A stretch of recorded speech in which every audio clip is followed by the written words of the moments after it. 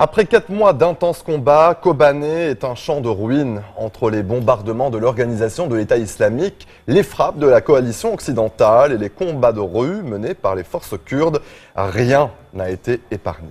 Dans le centre de la ville, tout est dévasté. Les bâtiments sont éventrés, les rues sont noyées sous les débris. Kobané ressemble à une cité fantôme. Les habitants savent que la reconstruction sera longue. L'eau potable se fait rare, la nourriture est quasi inexistante. Dans les alentours, l'organisation de l'État islamique contrôle toujours des dizaines de villages. La reconquête de Kobané est une victoire importante et symbolique pour les Kurdes, mais la guerre contre les djihadistes, elle, est loin d'être terminée. Un grand reportage signé Mesroud Hamid, Michael Stank et Olivier Marzin.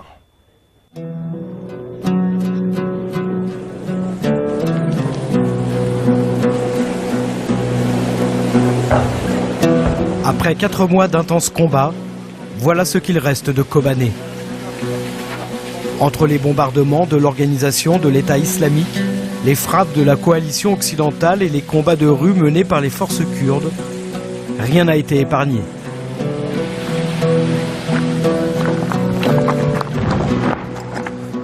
Nous sommes dans le centre de la ville. Tout est dévasté. Les bâtiments sont éventrés, les rues sont noyées sous les débris. Kobané ressemble désormais à une cité fantôme.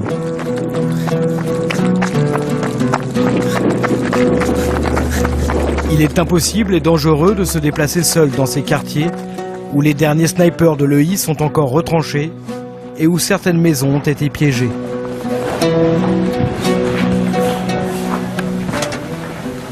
Nous sommes accompagnés par Memo, un jeune combattant des YPG, les unités de protection du peuple kurde.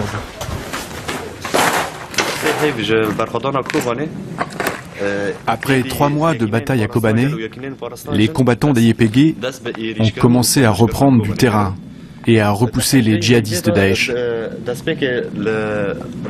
Ici derrière moi, c'est l'avenue 48.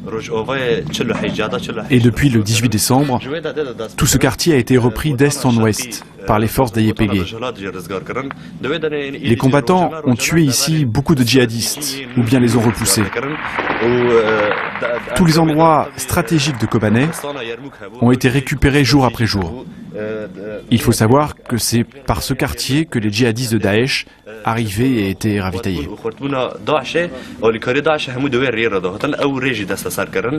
Des échanges de tirs ont encore lieu, alors que la plupart des djihadistes ont battu en retraite. Ce sont les derniers instants de la bataille de Kobané, filmés à la mi-janvier. On y va, prends la calache. Faites attention, ne prenez pas de risques.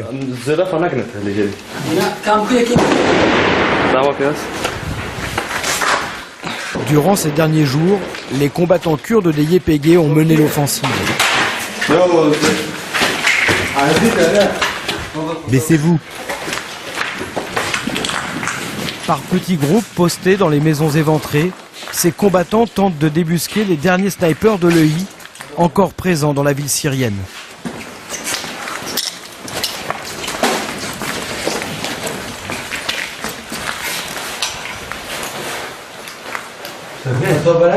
Viens voir, est-ce qu'ils sont là-bas, derrière les volets?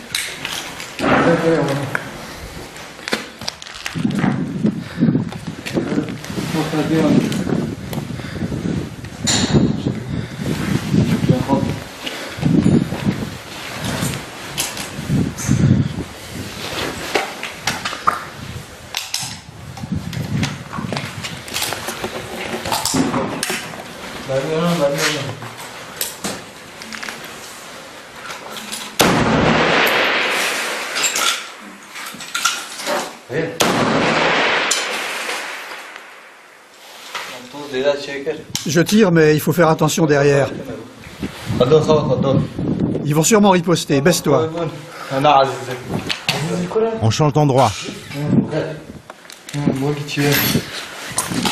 Ok, on prend les affaires et on redescend.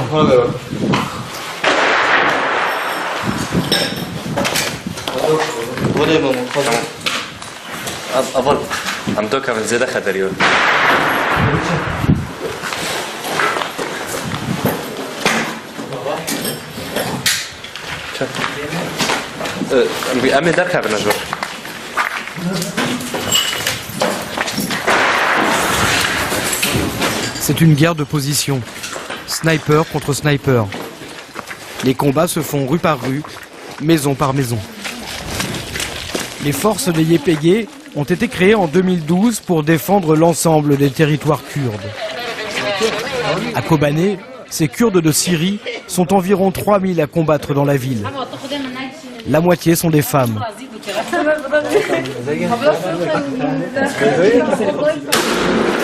Face aux djihadistes, la présence de femmes est un avantage.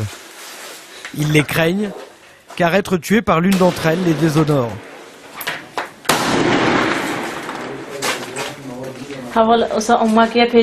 Je suis là pour reprendre Kobané. C'est une question d'honneur. Moi, je suis en position ici depuis 24 heures. On avance petit à petit depuis hier soir. Daesh n'arrive plus à résister et on a pu récupérer beaucoup de leurs armes. Il y a encore quelques djihadistes, mais tous les autres ont fui. Il reste uniquement la colline de Mashtanour à prendre et la ville sera entièrement libérée.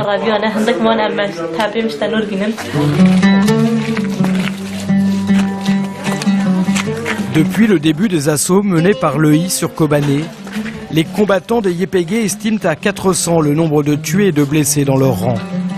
Côté djihadiste, 3000 auraient été tués. Ces chiffres sont invérifiables, mais les pertes sont lourdes. Pour soigner les derniers blessés, il ne reste que cette clinique de fortune improvisée et montée à la hâte dans le sous-sol d'une école.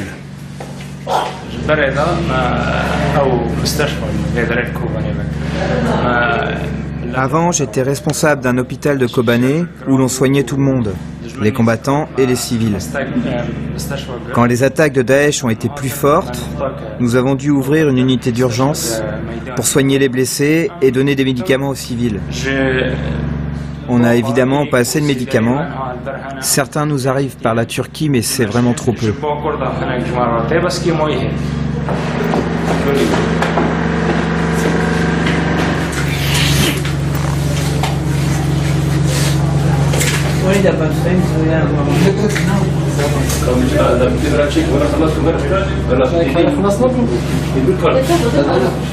Ne frotte pas.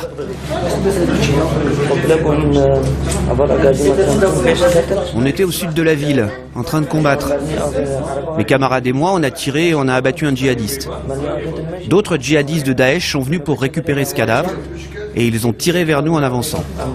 J'ai alors reculé brusquement et ma Kalachnikov s'est enrayée et a tiré dans mon pied.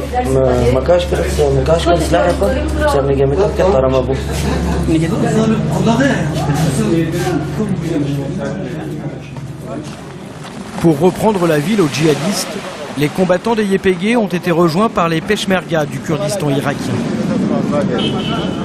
Vas-y, monte-le un petit peu. C'est bon, c'est bon. Mieux armés, 133 Peshmerga sont venus prêter main forte aux combattants des YPG en leur apportant un soutien logistique et stratégique.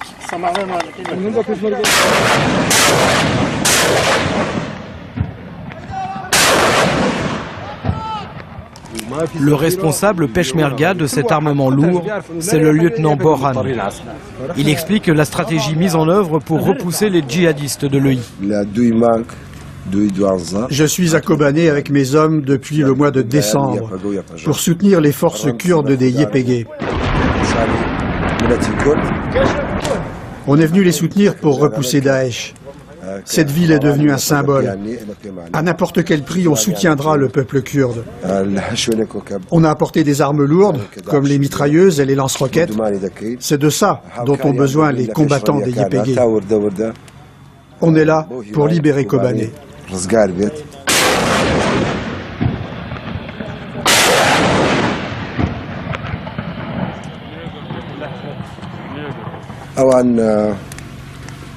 Les combattants nous préviennent des endroits où sont les djihadistes de Daesh et nous on tire à l'arme lourde.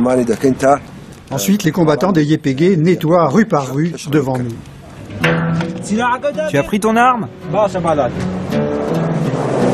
Cette stratégie militaire et l'appui de la coalition internationale conduite par les États-Unis ont permis à Kobané d'être libéré et de repasser sous contrôle kurde. Vive la résistance! Vive les Peshmerga et les YPG! C'est ça, c'est ça.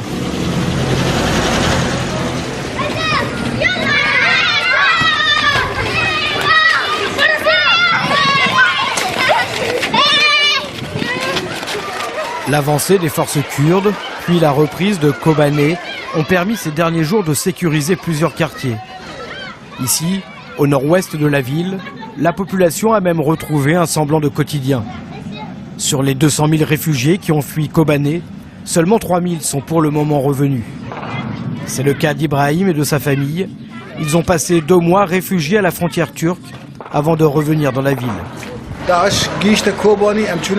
J'ai dû quitter Kobané car Daesh commençait à tirer au mortier. Il fallait évacuer les enfants. Les forces kurdes nous ont demandé à moi et à ma famille de partir vers la frontière turque. On a dormi tous ensemble dans une remorque. Puis, après 2 mois, on a pu revenir à Kobané car les combattants des YPG ont fini par sécuriser les quartiers.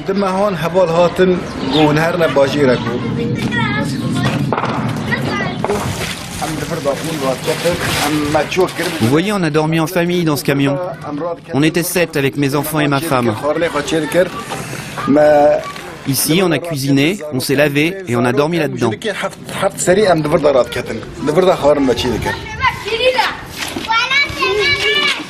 Cette femme, d'abord réfugiée à la frontière turque, a préféré rentrer le plus tôt possible chez elle.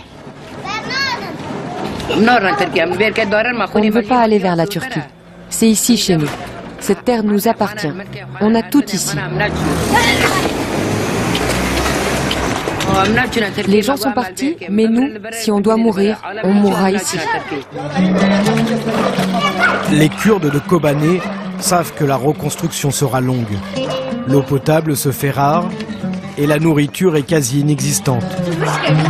La ville, vidée de ses habitants, a été presque entièrement anéantie par les bombardements. La reconquête de Kobané est une victoire importante et symbolique pour les Kurdes, mais la guerre contre l'organisation de l'État islamique, elle, est loin d'être terminée.